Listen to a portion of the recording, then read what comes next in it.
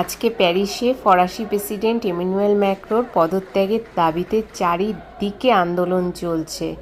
আমি ডিউটি থেকে এখন ফিরছি আর রাস্তায় এই আন্দোলনের মুখে পড়েছি। কি অবস্থা দেখো, এদিকে চারিদিকে কাতারে কাতারে পুলিশ, রাস্তা বন্ধ করা। বাড়ি যাব কি করে কিছুই বুঝতে পারছি না। রাহুলকে ফোন করেছি, ওই বা কী করে আসবে। বাজে পরিস্থিতির মধ্যে পড়েছি।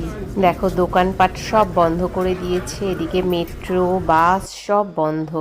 আর কালকেই ফরাসি প্রধানমন্ত্রী ফ্রাঁসোয়া বাইরু পার্লামেন্ট ভোটে হারের পরে পদত্যাগ করে দিয়েছে। কি যে শুরু হয়েছে চারিদিকে, কি অবস্থা।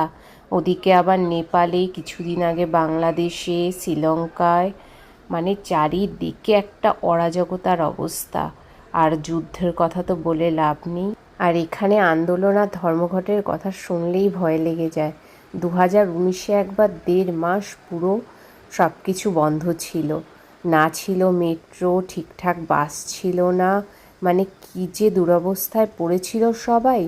সেই যদি আবার মানে এরকম শুরু হয়, আবার শুনছি 18 তারিখেও এরকম আন্দোলন হবে। এখন চলবে আর কি। আর সাধারণ মানুষের দুর্দশা, দুর্ভোগ।